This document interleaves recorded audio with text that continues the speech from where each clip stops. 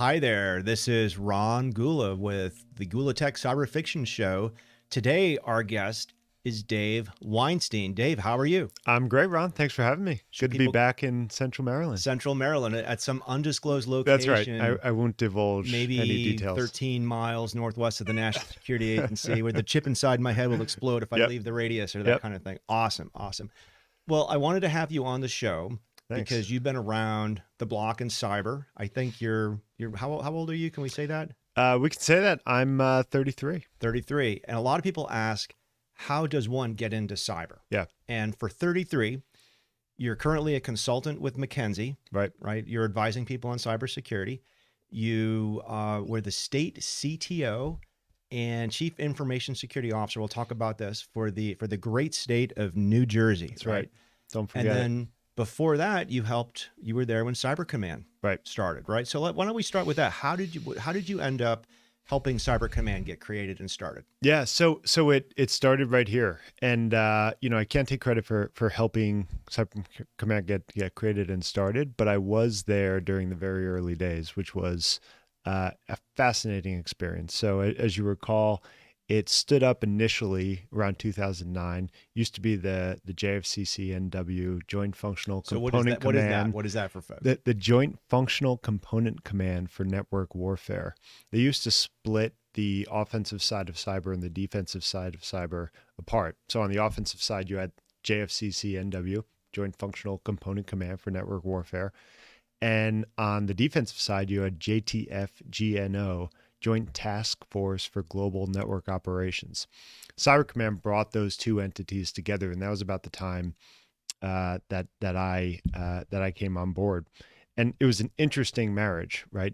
It seems logical that us talking together, oh yeah, bring the offensive side together, the defensive side Well, together. if this was a movie, there'd be like sweeping Spielberg shots, right? Michael Bay Yeah, music, exactly. explosions. Exactly. But you rolled off like 20 acronyms right there. Yeah. But why is that unique? Why was it unique to bring that all together? It was unique because they had historically thought of those missions as distinct, and to a degree they are, but they realized there were, and I'm warning you, I'm about to use a consultant term, there were a lot of synergies There you go.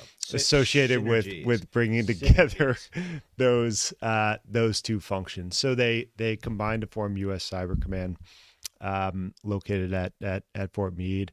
I came on board just when they were getting spun up as a civilian, and it was a fascinating time because for the most part, at the time, you recall, like we were involved in a couple wars. You had a lot of people coming back from theater, and they were being reassigned from kind of kinetic warfare roles to this new cyber thing. And at the same time, the Defense Department was thinking about how do we apply doctrine for how we've fought wars in sea, air, land, and space for a number of years to this new kind of non-kinetic realm called cyberspace. So there was this kind of fusion of technology, traditional security thinking, geopolitics, and I just loved it. I had just rolled out of college at Johns Hopkins, just up the road. And for me, it was like another 4-year degree in cyber operations. Just a fascinating time. That's excellent. So when I got into this industry, there was a lot of parallels with the electronic warfare industry. Yeah. So there was like the Black Crows Association, Old Crows, Black Crows, I think it is. Yeah. They were electronic warfare, right? They're not, but the parallels are really interesting. Hey, there's a target, there's a threat, there's a SAM site. Mm-hmm. Should it be a smoking hole in the ground with a kinetic weapon, or can I hit it with some electronic beams in the air or ones and zeros from cyber, right? So did you run into attitudes maybe with the folks who've been actually in combat who said, I'm not going to trust any of this ones and zeros stuff, because I want to have boots on the ground, that kind of stuff. Yeah, for sure. There was definitely a cultural clash, especially for the folks who were just coming back from, Iraq, Afghanistan, in terms of how they kind of navigated this new domain of cyberspace, right? It had been officially declared by Secretary Gates at the time as a fifth domain of warfare, if you will. But it was foreign. It was foreign to how the Defense Department operated. I think, it was a little messy in the beginning in terms of navigating that new territory. But in the end, and in many respects, this story is still playing out.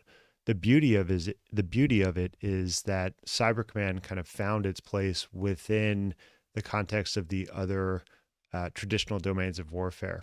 And I think we're getting to a place from a capabilities perspective where we think about cyber not just as a capability in and of itself, but one that could be integrated with other domains of warfare, namely sea, air, and land. And to me, that's the promise of Cyber Command. So I definitely agree with the focus there. One thing I'm going to ask you, because we're going to talk a lot about what this means for commercial companies today, but when we have the I was at the Super Bowl, right? So we had the stealth bomber Yeah. fly over the B-52, the B-1. When we say we're going to deploy a carrier battle group in there, but in Cyber Command, the closest thing we have right now is General Nakasone saying we're going to defend forward, which is kind of like, that's kind of like this what does the public do with that? Like, should they feel safe about that? So I guess without kind of asking to comment on that, but just the professionals, the folks who are in there serving today, do they feel like they're making a difference keeping the country safe? I think they do. I mean, my experience, and it was honestly the honor of a lifetime to serve alongside men and women at Cyber Command and NSA. It's really one team. I think they really feel like they're making a difference in many respects. The folks at Cyber Command are carrying on the tradition of NSA as kind of your silent warriors. They don't, get credit for what they do. They're not necessarily on the front lines, so to speak, physically, but increasingly so. They're on the front lines virtually, and quite frankly, that's where the fight is playing out more and more. So I think they take a great sense of pride in their mission.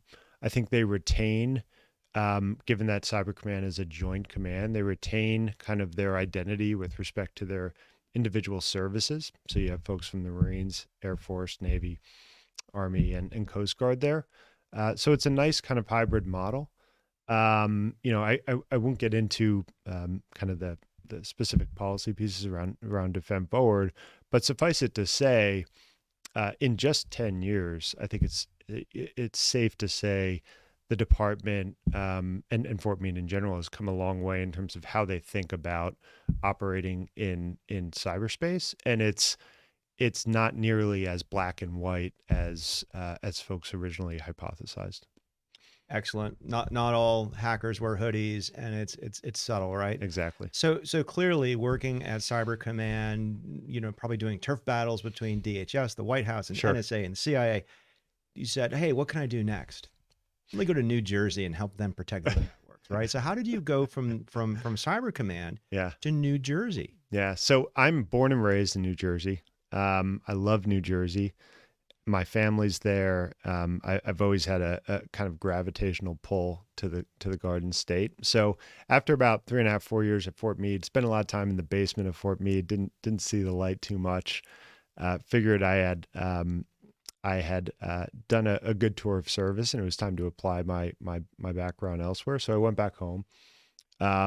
Did a short stint in the consulting world, actually, with no real intention to jump back into government anytime soon, but was asked to come back in at the state level, something I would never have imagined when I left Central Maryland that I'd be doing a year later. But nevertheless, was humbled by the ask to serve in Trenton.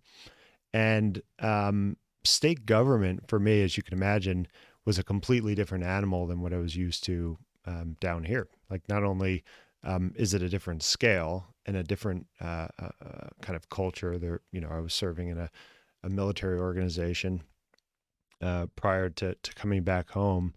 But there is challenges that are as much cultural as they are technical in terms of just modernizing the way state government does business and doing it in a way that's secure and risk managed.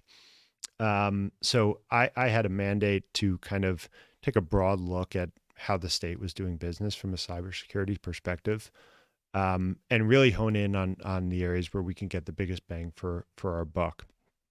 And that was a challenge, but also really rewarding once you kind of get to the answer and understand, if we focus on this, this, and this over the next 1 to 2 years, we can markedly reduce the risk to the state's assets. And those assets were measured both in data as well as systems and other. And it's interesting because so when you did this, you do your assessment. Did you use any frameworks? Did you use any did you get guidance from the governor? Like, I'm really worried about this. Like, what kind of input and frameworks did you use to make those decisions?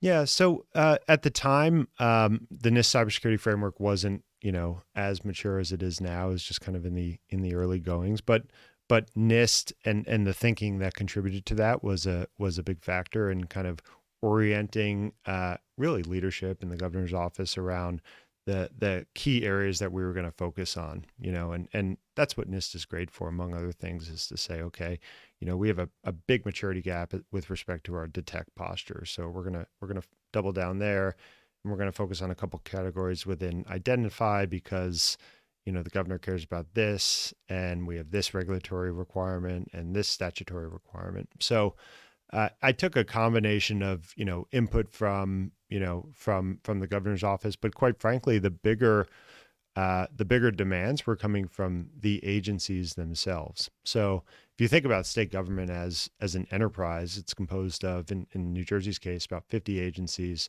50,000 state employees. Some are really large agencies that have a couple thousand, and some are really small. So they were my customers. Right. At the end of the day, I was serving them. I had to understand what their pain points were and what the biggest risks within their businesses, their agencies were, and use that to inform, how to prioritize what to tackle.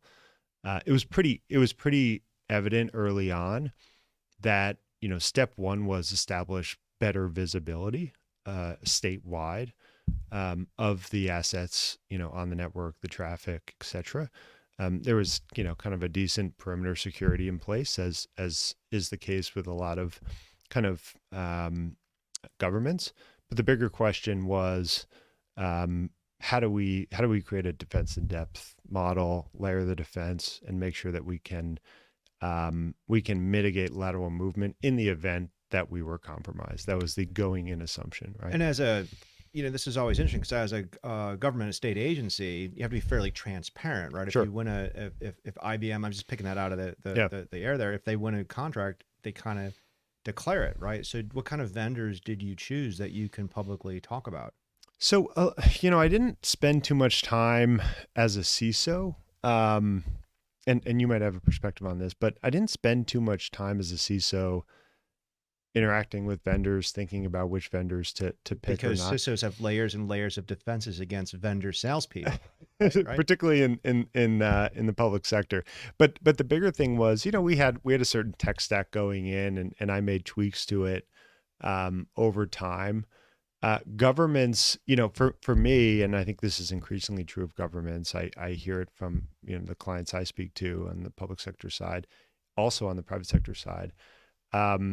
Best of breed often gives way to ease of use, ease of implementation and maintenance, as well as lack of complexity. So for me, I was trying to solve for decreasing the complexity of my tech stack first, without compromising on kind of core capabilities and functionality, because for me, more complexity just correlated with more risk. Now that's not true for all organizations, but for me, given kind of the size of my team and the state of affairs when I came on board, that was, I'd say, a top priority for me from a security vendor perspective.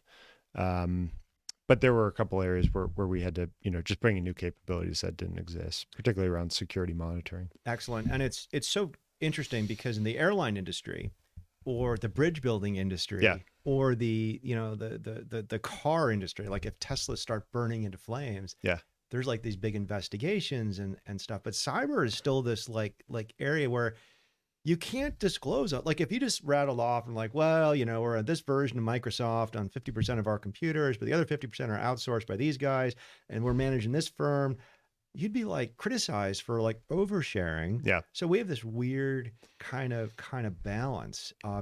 What kind of pushback did you get? Did you ever get people saying, I don't want to use two-factor authentication. Oh I'm yeah. perfectly happy to use my password, to protect my email, to Yeah. protect all of the government employees from the great state of New Jersey? Yeah. The pushback is an understatement. So I alluded to at the outset, it was as much a technology challenge as it was a cultural one. In fact, I would say culture was the biggest challenge in that role.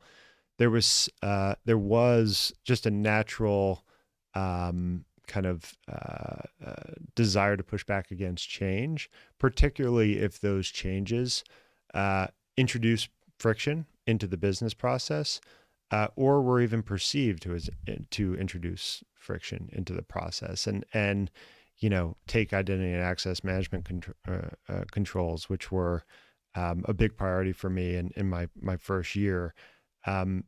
Implementation for those types of things is definitely going to change, the average user's operating model. Two-factor authentication is one example. This is an area where, it was key for me to have the support of the executive, in my case, the governor and the different cabinet members, to push these things through, because at the end of the day, you could argue back and forth for as long as you want, but if you don't have executive buy-in, you're just not going to get it over the line. So I was fortunate to have that executive buy-in, and not just the governor, but more importantly, as I said, kind of the other cabinet members and the commissioners of the other agencies who understood kind of the risk trade-off, the risk reward trade-off, and even accepted that it might introduce some friction into the process, but in the end, it was about risk reduction. So let's talk about the state of New Jersey for a minute. We're the United States. Yep. Not every state's the same. I mean, New York, California, very different. Virginia is a commonwealth. Yep. It's not actually I forget my term. I'm a cyber expert, not a national law expert, right? But New Jersey. So Yeah. you're CISO. You're defending the electronic assets of the state of New Jersey, the government. Mm-hmm. But so like, what critical infrastructure did you have in there? And then, whose responsibility is it to defend it, for example, right? Yeah. This is obviously a loaded question to show you how complex these issues are. Yeah. But what's your take on that? So critical infrastructure is interesting the way it's designated between federal governments and state governments. Mm-hmm. So typically when we talk about critical infrastructure, we're thinking dams, bridges, nuclear power plants, and believe me, that's all critical infrastructure. There are different tiers, however, of critical infrastructure, to include critical infrastructure that's designated at the state level. You could argue it's less critical because everything can't be critical, but never less critical on a national level, but nevertheless super critical on a local level or a state level. The example I'll use, which is front of mind these days, is the water sector, where you have countless municipal level water treatment facilities or plants that are not going to make it to the level of national critical infrastructure, but they're certainly critical to the 50,000 people that live in the community, right? So our interaction was more with that level of asset, and actually, I found that really rewarding, just because it gave us really good access on a voluntary basis, right? We had no kind of statutory mandate necessarily to protect a lot of these assets if they were operated and owned at the local level. But what we found is that the owners and operators were more than happy to help to let us in and cooperatively work to manage their risks. So we would conduct assessments and advise on best practices. And we also entered into some information sharing agreements with a number of these entities. Similar to what the ISACs have done in certain sectors, we established a state level ISAC, actually technically an ISAO, information sharing and analysis organization, where our primary constituents were those state and local critical infrastructure assets and owners and operators. And we would, engage in information sharing, support incident response, and advise on best practices. Now, we had a number of state-owned assets that also qualified, where we did have a statutory mandate to defend, and they were considered part of my enterprise remit. And as the state of New Jersey, you're going out to these different organizations. Some of you have direct, theoretically, line of sight control over because they report to the executive branch of the state of New. But other cases like the county school systems, you're kind of there as almost like a cyber cheerleader or something like that. Did you ever wish that the state had enough budget to just run your own email servers, you run your own email cloud, your own infrastructure, if you will, versus just saying, hey, patch, do CIA, do the NIST cybersecurity framework? So yes and no. In theory, it would be great to centralize a lot of those services. Being able to sustain a governance model with that many entities, I think presents its own challenge. In New Jersey, we have over 500 municipalities, 21 counties, countless school districts, all different budgets, all different. Exactly. Yeah. So, in theory, it's appealing. But also, I'd be reluctant to bite off more than we can chew as a state, because you got to have a model to sustain that level of support. But I do think there are opportunities, for different areas where those types of arrangements can exist. Things like hosting, things like threat intelligence sharing, maybe some security operations services and incident response, where you could establish kind of a scoped service level agreement with the entities and provide services on their behalf. But it's really got to have a model for sustainment, which requires a major commitment from the legislature. Security isn't free, right? It's not free. Yeah, I'm a big fan of, I think the states could be providing more things. Like I think each state could have its own Weinstein. Yeah. I think each state could have its own certified electronic email. And I think if a state wants to do voting online and they do it correctly, and we should be able to do it. So the Einstein model in some respects has played out. The multi-state information sharing and analysis center up in New York, right outside of Albany and East Greenbush, run by my friend Tony Sager. Actually, he's not Brent, but by the Center for Internet Security. There you go. Thank you very much. Yep, CIS offers that to states as well as local governments. It's actually called Albert,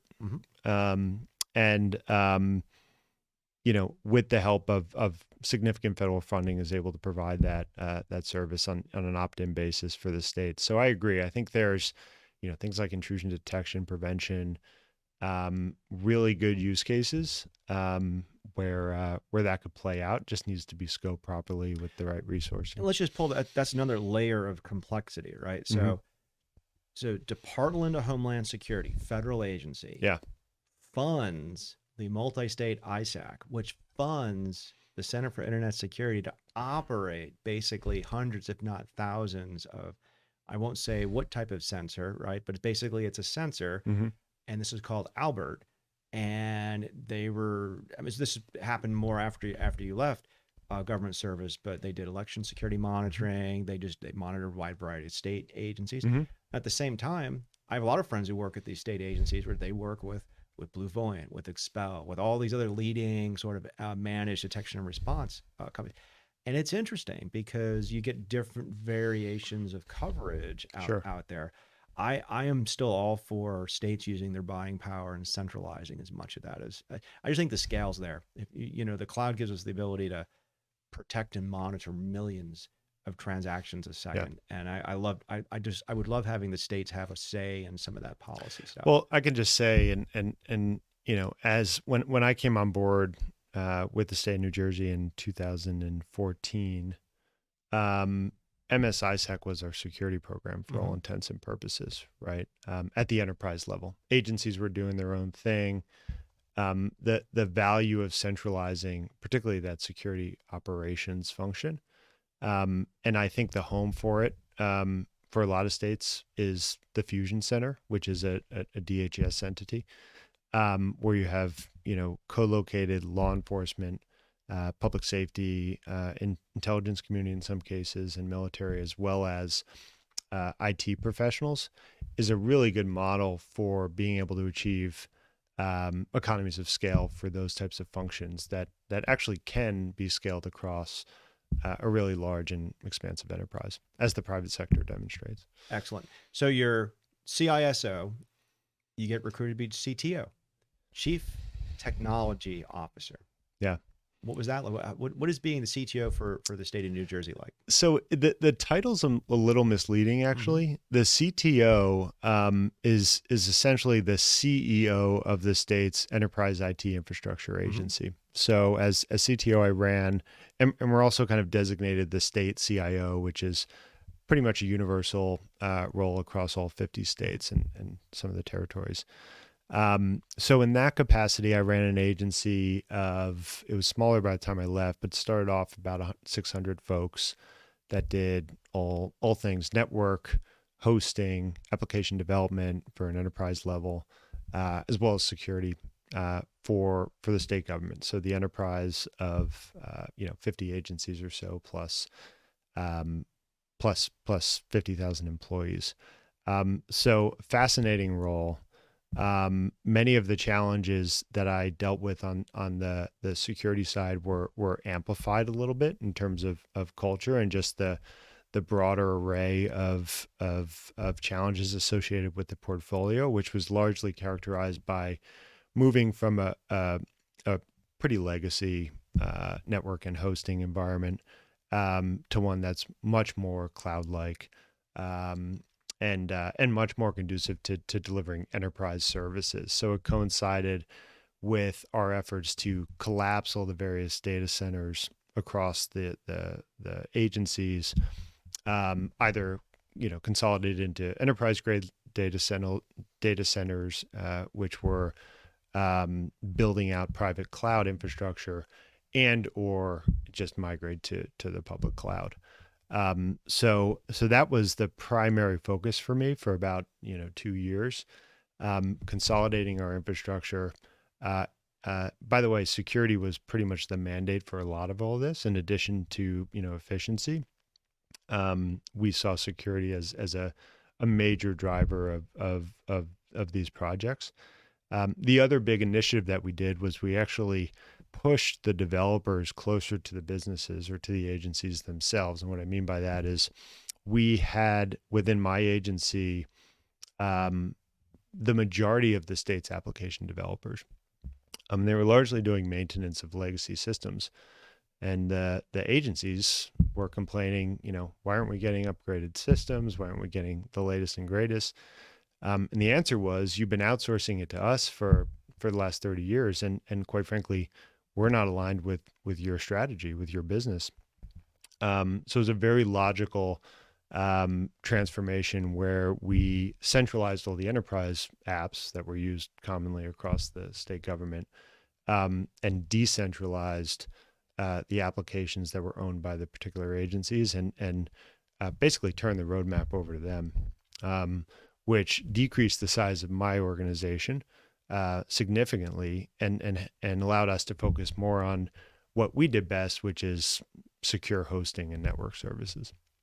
And how often were you in a situation, because you're dealing with politicians and career government, were you either surprised at the level of technical sophistication or maybe lack thereof? I mean, it happens. We're dealing with the general public here. Yeah. So I have to say, I was really impressed with the amount of talent in state government from a technology perspective. I think there's a certain perception that there isn't a whole lot of talent in government with respect to technology, and I think that's wrong. My experience, at least, was that there's a whole lot of talent, but in some cases, that talent is stifled by a lack of flexibility and creativity and kind of drive for innovation at the management level. For kids, yeah, who want to go into cybersecurity or IT, they might want to go for Google, for Cyber Command, for Amazon, yeah. Tesla, big brand companies. Everybody has a state government where they live. This was a big push for me, was really kind of being more transparent with the schools, with different feeder systems around what we were actually doing. Because my experience in government was when I got in right out of school, I got exposed to things that in industry probably would have taken me, 5 or 6 or 7 years to log before I really got to put, get my hands dirty on those types of things. I tell a lot of folks going into cybersecurity, you have to be really good at talking to people who don't know what you're talking about. Yeah. And I mean, that's those miles you're talking about there. So did Yeah. you have recruiting programs, probably diversity, trying really making it well? I mean, it's probably a great place for people to go. There was a lot of outreach to the universities, right? And kind of different innovation hubs across the state, largely in Newark, which has a bit of a burgeoning tech scene. And we did some proactive outreach to those organizations. We increased our social media presence, things that were kind of anathema to what government does and how government operates. We tried to push the envelope there and get our brand out there in order to attract and really retain the talent we had, right? Because the other issue is just being able to keep the good talent, and have to retrain folks and whatnot. I mean, did you have a SOC, a hunt team, a compliance team? You had all that kind of stuff, right? Yeah. So everything from a kind of a security operations perspective and incident response perspective was centered around our fusion center. We called it and it's still called the New Jersey Cybersecurity and Communications Integration Cell. The acronym for that is the NJKIC, which is named after the national KIC, the National Cybersecurity and Communications Integration Center. And it was very much designed to demonstrate that as a state level, we could, in some respects, completely mirror what the federal government was doing and what Secretary Krebs kickstarted at CISA. And in other ways, we had to behave differently, right? We had to be a little more nimble, a little more smaller, a little more hyper local, and work with our kind of municipal and county level constituents. Excellent. So, New Jersey, mm-hmm. Cyber Command. The next thing you do is you go to work for Claroty. Yeah. So Claroty, you were the head of threat research, or what was your official title there? Yeah. So I came in as the VP of Threat Intelligence and then left as the Chief Security Officer. Cool. So tell us a little bit, what is Claroty and what was your role there? Yeah. So Claroty is, I should say, an OT security company, like a number of really solid vendors out there that not only detect threats on OT networks, but also assist in the response. So half of our viewers know what OT is. The other half are Googling OT right now. So what is OT? So OT is operational technology. If you think about cybersecurity, there are kind of like two buckets, and this wasn't always a thing, right? You pretty much only thought about cybersecurity on the IT side, but now there's this other thing that's much more prominent in the mainstream called OT. On the IT side, you're dealing with business networks, protecting data, communications. OT side is all about process control. So anything that is industrial in nature, think manufacturing networks, think the grid, utilities. Those are OT networks. They're process control networks where you have a mix of hardware and software assets that exist oftentimes for one reason and one reason only, and it's to send commands to an industrial control system that affects a physical process within an industrial environment. And by physical process, baking cookies, making cars, spinning an actuator, water, opening a valve. Right. Think about anything that's industrial automation real in stuff nature that will kill people, right, Exactly. or hurt people, or cause damage. Yeah. And that's a big. Now, what are some of the issues with these kind of systems? Can I'm if I'm working 24/7 making Ford F-150s, Yeah. can I stop it and apply a Microsoft patch? Bingo. So security it requires a totally different mindset, totally different approach on the OT side than the IT side. First of all, the technologies themselves communicate largely over proprietary closed protocols. So you can't monitor them using, traditional toolkits or traditional solutions. You actually have to have the ability to parse the proprietary protocols, which are proprietary to the vendors themselves. Think companies like Honeywell, GE, Rockwell Automation, Schneider Electric. So there's a kind of high barrier to entry, so to speak, to actually parse the communications and gain visibility into what's happening on the network. The other piece is, as you know, from a vulnerability management perspective, first of all, unlike IT systems where you kind of have a refresh rate, of a few years, every once in a while you rip and replace, it's no big deal. The OT systems are built to last. They have a shelf life of 30, sometimes more years. And these systems were not designed for security. They weren't designed with security in mind. And I don't mean that pejoratively. They literally were designed to exist in a state where you had a complete trust of the communications on the network by virtue of its isolation or air-gappedness with the rest of the internet or the connected world. The big trend that has kind of changed the game with OT security is your business networks, your corporate networks, and all your hyper-connected IT systems are now increasingly converging with those previously closed, isolated networks, which leaves a lot of these OT assets pretty vulnerable to spillover attacks or even direct attacks from the web. So if you have a industrial control system that's vulnerable to a known exploit,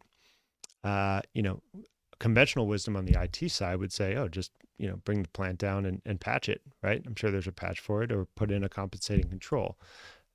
Bringing the plant down is very costly and oftentimes prohibitive for a lot of these organizations, particularly those that are either critical infrastructure and they literally have to be up, or they're operating on real thin margins and just can't afford the downtime. You're making the coronavirus. You're not going to stop exactly to do this. So then what did Claroty do? What problem do they solve? So Claroty provided that visibility into the networks themselves, kind of the equivalent of security monitoring on the IT side for OT networks. And that's something that, a number of the OT security vendors are doing. And some of those vendors might be, them as well as I do. Dragos, Tenable, all right. There's a good group of them. Yep, But yep. what was Claroty's specialty? So Claroty's specialty was really that, right? Yep. Being able to parse those communications, gain that real-time insight into the systems themselves and the traffic on those networks. The key differentiator for all players in this space, given that it's not an IT network but an OT network, is to monitor in a completely safe way. You can't risk any downtime, any production loss, or worse, any unsafe conditions as a result of loss of view from, scanning a device and knocking it offline, right? So it has to be a real purpose-built solution that knows the environment that it's operating in order to safely, ideally passively, monitor the network. So these OT networks are designed to be running for 20 years, 30 years, and there might be really good documentation, let's just say like a nuclear power plant, maybe a power production facility. But the further you get away from those high quality or highly monitored, highly regulated industries, were you plugging into networks and people swearing like, oh no, there's only 20 things on this network and you found 200? Yeah. Unfortunately, I was. I mean, a very common experience. And again, don't mean this pejoratively, because these organizations across the board, unless you're highly regulated, unless you're designated critical infrastructure, are really just embarking on this OT security journey. In many cases, don't even have dedicated personnel working this issue. But more often than not, I would say, hand over a inventory of your assets. They would send over Excel spreadsheet that's clearly been populated by numerous individuals over numerous years. We'd say, okay, we'll use this as a baseline. We plug into a span port, collect some traffic for a few hours, and discover all the devices on the network. And you'd have a couple hundred And if, devices beyond what they had in their asset and if inventory. you can't defend what you don't know about, right? So that's why the first part of the NIST cybersecurity framework is asset discovery, which is a big deal. Exactly. And that's really where, in my current capacity working with these industrial companies, that's where they are in the journey for the most part, is just understanding what's on the network and being able to baseline what normal looks like in terms of the network traffic. So let's talk about threat research at Claroty, and then we'll get into some of the McKinsey stuff. So, so Claroty, you plug it in, everything that's on the network that's talking, you get an inventory, who's talking to who, that's really useful. Yeah. Where does the threat, like who are you researching? Were you researching aliens orbiting the planet? What kind of threats should you be worried about in those environments? Yeah. So, one of the interesting things about OT networks, one of the things that makes them distinct from IT networks is a lot of the attacks don't involve malware, right? I mean, maybe somewhere along the line there was an introduction of malware, probably to get access to the IT system and then jump over to OT.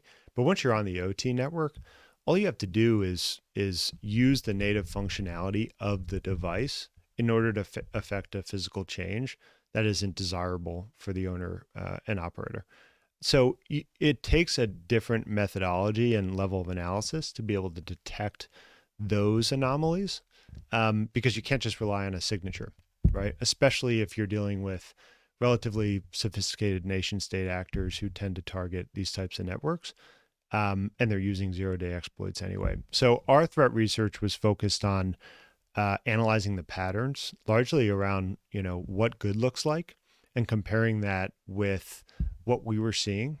And in many cases, we were working with our customers to be able to identify potentially malicious traffic on the network, as well as respond to known malicious traffic. So that's one. The other area where we've spent a lot of research is working with the ICS vendors themselves on vulnerabilities.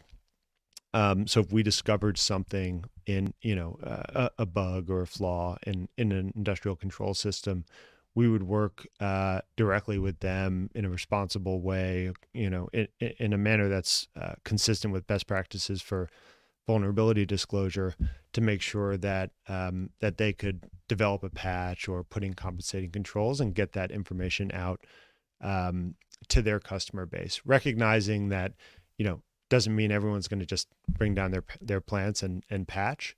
But it was a way to kind of start the race condition, if you will, between, the bad guys and the good guys, and start to make sure we found those holes faster than the bad guys. That's excellent. So on the first point where you're looking at the traffic for normalcy. Yeah. If we were in an email phishing company, we can just sit here, we're going to get phishing emails. If I'm a nation state hacking into the, power grid in New Jersey, and I've got my foothold, the first time you might see an anomaly is when I say turn off all the power. Right. So did you see probes and stuff like that? Did you see people, maybe not, I don't want you to say that you saw it. Yes, China was absolutely here, but what kind of things did you see? Yeah. So really subtle things, right? And this is the challenge of it. Well, on the OT side, for most cases, if you have a sophisticated nation state actor that's successfully jumped the firewall, so to speak, probably came in through the IT side, but now exists as really a latent threat on the OT side, they're not going to do a whole lot. But it's also not as simple as just flipping a switch, right? So I think sometimes we give off the impression inadvertently that it's really easy to attack industrial control systems and OT networks. And actually the bar is really high.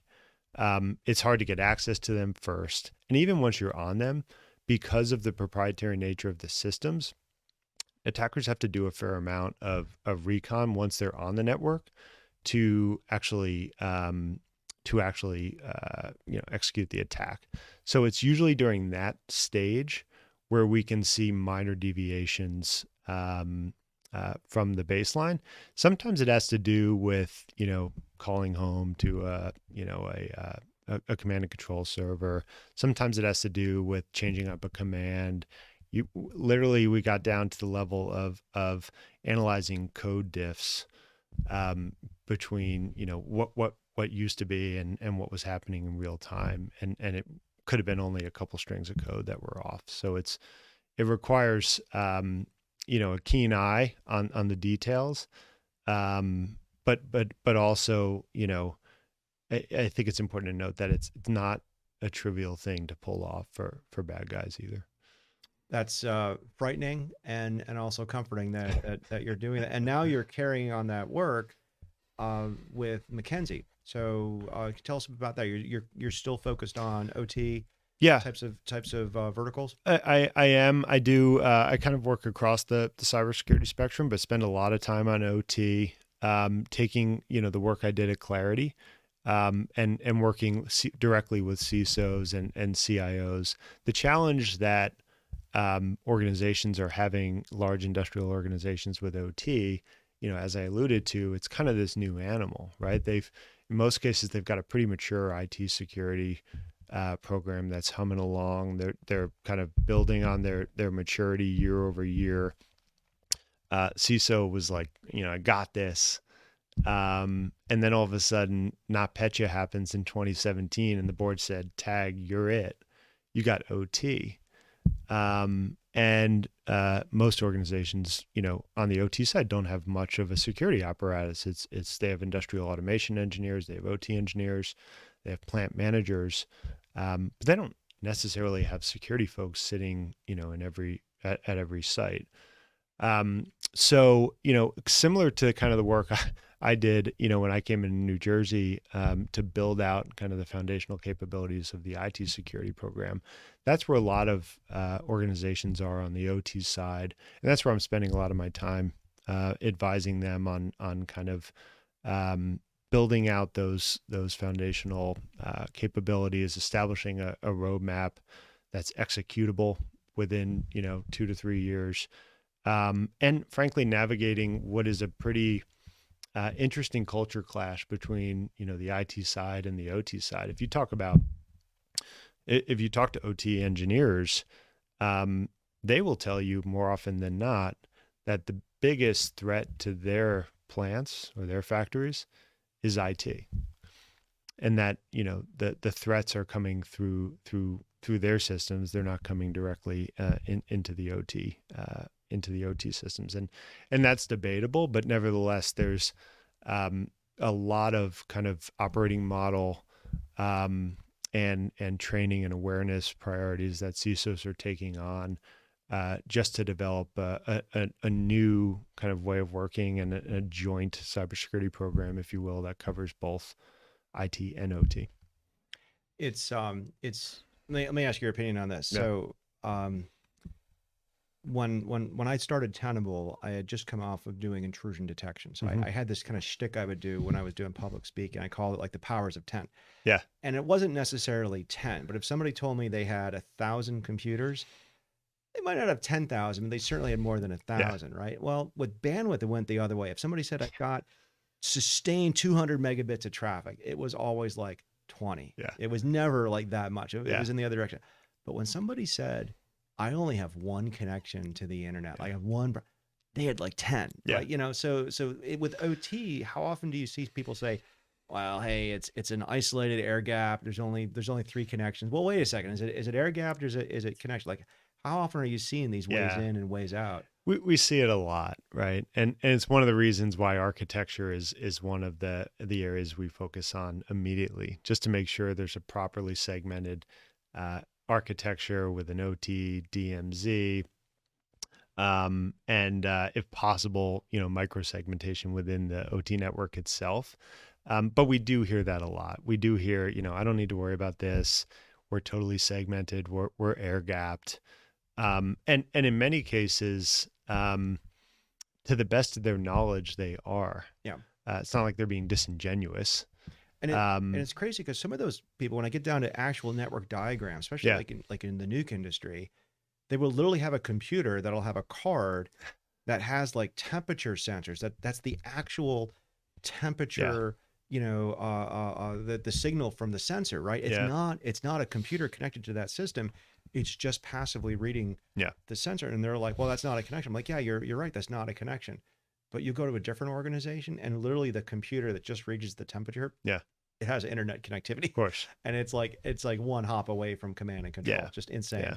And we see that a lot with IoT devices or industrial IoT devices, which are increasingly proliferating these environments. And a lot of them are just, shadow IoT, right? So they're not in the inventory. They're not on the network diagram. And those can be some of the biggest risks for these environments. So on the shadow IT side, we're really talking about a combination of supply chain and just lack of awareness, right? Because if we had really good security for just random stuff that we bought, Yeah. it might not be as much of a deal. What's your theory on supply chain these days, especially in light of SolarWinds? Yeah. So, as you know, supply chain is not new, but it's taken on new meaning in the wake of SolarWinds, and I think there's this renewed or reinvigorated kind of realization that it's not just about hardware; it's also about software. And by the way, software might be a bigger deal than the hardware. So we're having lots of conversations with organizations, industrial and otherwise, about supply chain cyber risk, third-party risk management, and it's instigating this exercise for a lot of organizations to just kind of hit the reset button and say, we need to take inventory of all our suppliers, hardware and software, and B, we need to risk rank them. And that's, by the way, not an exercise that can happen independent of the rest of the organization, right? And this is where we're driving the conversation with CISOs and CIOs is, you could shoot for maturity targets all day, and you can increase your maturity on third-party risk management year over year. But unless you incorporate the rest of the business and you're basing it or anchoring it on a true risk appetite, then you're not really getting to the answer, right? So we're using third-party risk as a perfect example to really take a step back. Now that a lot of organizations are hopefully done with kind of the fire drill of responding to SolarWinds, saying, okay, let's take a holistic view at third-party risk management. Let's bring in hardware and software, but let's do it in the context of enterprise risk and actually come up with a risk ranking of all our vendors, and apply controls accordingly, because everything's not critical, and you can't apply, the most robust controls to every single vendor. So that's kind of the framework that we're using, or that we're basing our conversations on. And frankly, I think that's where the more mature organizations are going with third-party risk. And the interesting thing about it is it's now incorporating the vendors themselves more than ever, right? Which, maybe pre-SolarWinds, it was just kind of a questionnaire you threw over the fence, got it back a couple of weeks later and checked the box. Not sure if the vendors are liking this, but the buyers are absolutely taking a second look at those questionnaires and being a little more thoughtful. Let's get super big for a second. So we're talking about risk, third-party risk. Yeah. Two real big suppliers. So Google, you got G Suite, Gmail, everything we use there. And then you got Microsoft. How do you even begin to slice and dice which one's less risky? It's almost a futile exercise to me. I think this is yet another example of how, when you're dealing with nation state threats, you have a committed and willing actor, no matter how much money you spend, or no matter how mature your practices are, or your vendors' practices are, they're going to get in, right? So then the question becomes, by the way, that's not acceptable, but that's not, our problem to solve. There's not some magic feature that Microsoft has that Google doesn't that tips the scale one way or the other. Right. It's more a question of, okay, how, if we accept that to be true, and it's not acceptable, but not, to be solved here today. If we accept that to be true, how do we mitigate the impact of that reality? And I think it goes back to what we were just talking about. And I think a lot of organizations are kind of resigned to that mindset, or increasingly becoming resigned to that mindset that, our vendors will be compromised. And we have to protect against that. It's no longer just an enterprise security job. It's now a ecosystem security job. So then at the same time, at the tactical level, if you have a small vendor, like a vendor smaller than you're in this kind of awkward position because like I just signed up to buy one of those Aura, rings here. I'm kind of practicing wearing it here. Nice. I don't even know what that is. It's like a real time Fitbit nice. on your ring. It tracks you and stuff like that. But it's when I signed up for that, they kind of screwed up my registration, and they're all about data security. And there's a lot of cyber people who really swear by them and stuff like that. But at the same time, like you're buying screws from vendor XYZ. Yeah. And they're sending you a PDF file that's protected with, some password that they text to you. And there's better ways to do that. You know, I guess my point is, I guess the time is now for people to be like, don't put up with that, right? Yeah. Like demand better. Yeah. And right now I feel like the industry, we got like Risk Recon, which was acquired by MasterCard. We've got all sorts of third-party tools where you can like constantly measure the state of your third parties. But do you think CISOs are becoming more and more proactive and being like, hey, like I can't, like my spam rate from you just skyrocketed because your email settings are like totally messed up. Fix it. Yeah. I mean, I do. I think CISOs are changing in that respect. To flip the coin a little bit, I think consumers are changing in that respect a little bit. So, I spend the majority of my time working with CISOs and CIOs, also work with providers, either cybersecurity providers or other software providers that have, legitimate security considerations to take into account. And there is a noticeable trend. It's not just tied to third-party risk, but it's absolutely a contributor. A noticeable trend that the customer cares, and the buyer, whether it's a CISO or a direct customer deal, cares more about security and privacy, quite frankly, now more than ever before, and is actually becoming a driver of value. So for a long time, we've kind of wrestled with this idea of like, how do you calculate ROI for cyber, right? It's a risk management function. You can't prove a negative. And I think, some of that's still true for enterprises. But for other organizations that are going direct to consumer and some B2B providers, there's real value in security that folks are willing to pay a premium for. So last supply chain question, are you tracking the CMMC standard? Yes. So there's been some criticism of that. And my comment, I'm curious, well, let me hear your comments first. Like, what do you think of CMMC? I mean, I don't want to get too much into kind of the controversy around it, because I know people have strong opinions on both sides. How bad is the supply chain though? It's a complicated problem. It's bad. It's a really complicated challenge. Maybe the most sophisticated supply chain challenge, in the world. CMMC, I think, has really matured the approach.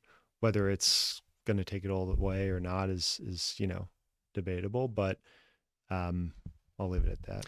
So the story I have in that area is like every time I brought Tenable in, to measure somebody's risk management framework, somebody's NIST cybersecurity framework, they all had a better way to do it internally. But for their ecosystem, boy, wouldn't it be great if I could measure all this? And even though they just told me that what they had wasn't working too well. So my feeling is that, the smaller of a supplier we have out there, the more likely they are to be targeted, and we need to do something to help them. And as cyber experts, I always feel bad saying patch your systems, beware of phishing. Like the Cyber Readiness Institute, they have four things. We have this entire NIST cybersecurity framework, but when you say that, nobody does that. So you got to boil it down. So I'm a fan of what CMMC is doing. I think it's going to have a positive effect on the country. And it's a good place to start because right now it's pretty easy to hack into these small companies. Yeah. And, Yeah. and I think the approach of making sure, the weakest link or the most vulnerable among us, so to speak, is protected, is a good one. So I concur. I think it's a really good step in the right direction. And I hope they build on it. Absolutely. All right. Gula Tech cyber fiction. Yeah. What kind of fiction are you into? So, I have to put a plug in for my friend and mentor's recent book, 2030 Floor. Mm-hmm. It's your typical kind of political sci-fi thriller. Really good read, page turner, I should say. I have to say though, I may disappoint you with this answer, but I don't read a lot of fiction. I mostly read nonfiction. And lately I've been into a lot of biographies. So I don't know. So you're not the first person to recommend 2034. Yeah. I think that's phenomenal. It's on my book I need to read sooner or later. How about things like Nicole Perlot's So This Is How the World Ends? This is How They Tell Me the World Ends. Sorry for misquoting the title there. Yeah. So that's kind of a fiction, nonfiction thing. Yeah. Right? Like her and David Sanger are kind of unique in walking that line. I haven't read Nicole's yet. I've read David Sanger's and recommend it. Well, like all good books, I think only 10% of us actually read it, and the other 90% read all the reviews and stuff like that. That's on my list as well. But it's not just books. What about movies, TV? What other things are you seeing that you're liking on the fiction side? So, again, I might disappoint you, but when I spend most of my day thinking about cybersecurity, the last thing I want to do when my day ends is think about cybersecurity. So, I'm kind of, your average, as time permits, Netflix, Hulu, and, HBO Max subscriber. Any movies in particular where the hacking in it, you were just kind of like offended by? I did watch a little bit of iRobot. Was it? No, Mr. Robot. Mr. Robot. Yep. Yeah. Yep. And, I found it entertaining, but mildly offensive. Yeah. How about the what's it, the spider, the girl in the spider? I'm totally misquoting the girl in the dragon tattoo. Dragon tattoo. Yes, yeah. I was drawing a blank on that for a second. I actually enjoyed that one. Yeah, I thought the remote access full desktop, like that's what hacking looks like. Yeah. And I'm always like, and every hacker looks exactly like her. It's not white dudes. I mean, I assumed like you were being consulted on that one, right? No comment. No comment. They have to like the better ones definitely have. So there are a lot of people out there who do. I was joking. I've never consulted on anything like that, but you can tell the people who have consulted on that.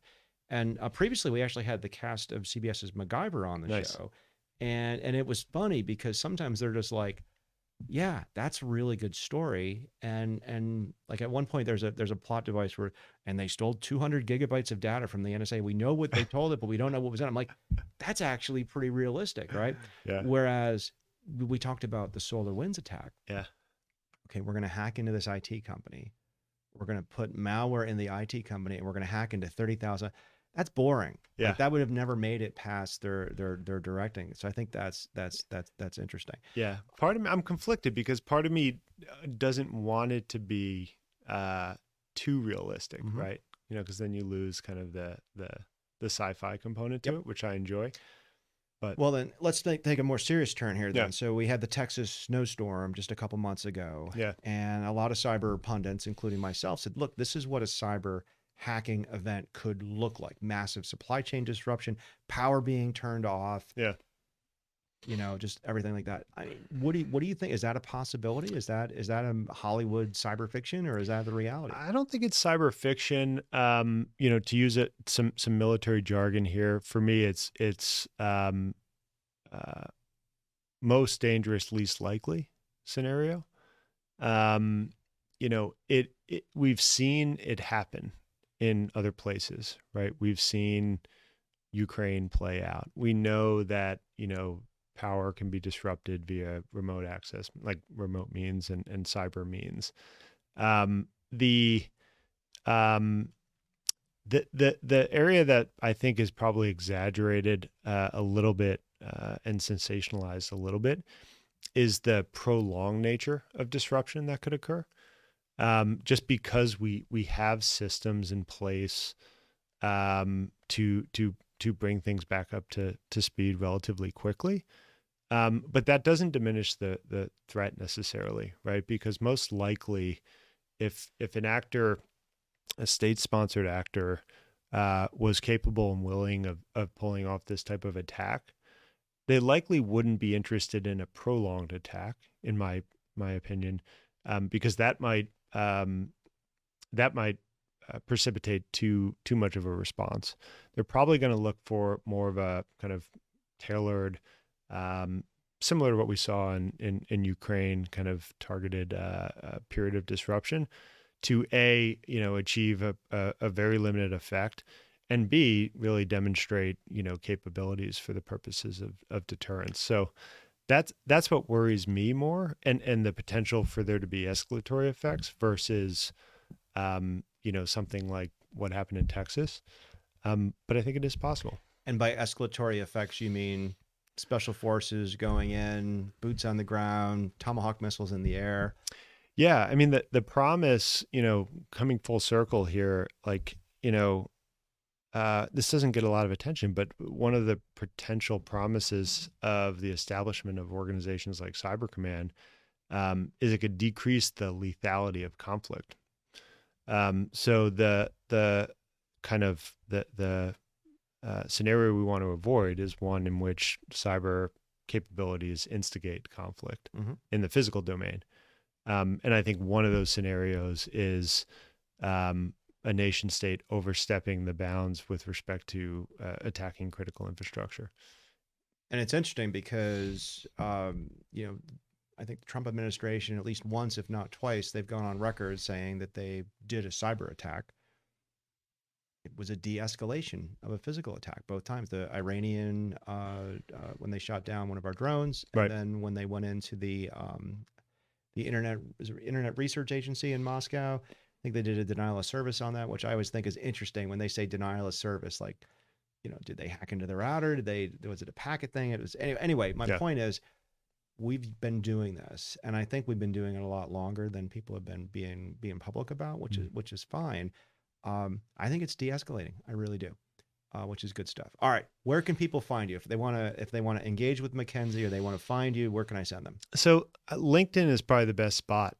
When the pandemic hit, I got off Twitter. I got off Facebook. It was just a little too much social media. So I'm on LinkedIn. I kind of use that as my sole social media platform, and it's a great place for people to reach out, and it's also a great place for people to conduct a social engineering attack. So I'm pretty try to be pretty vigilant in terms of accepting connections from people I don't know. So just mention this. Well, that's right. Podcast. So if you want to connect with David Weinstein, you can actually look at our show notes here. Wow, this is gonna be the most horrible closing ever. David, I really appreciate the conversation today, and we'll definitely send a lot of folks your way. Thanks for sharing what it's like being. We try to talk about how do we get people into cybersecurity. Yeah. I never really thought about going into your state and local government as like a great way. Yeah. Because everybody wants to go to Google, they want to go to the NSA. So I really, really appreciate that, and of course, appreciate your service. Appreciate both the government, the military time you did there. And we'll send people your way. So once again, this is Ron Gula closing out an episode of the Gula Tech Cyber Fiction Show.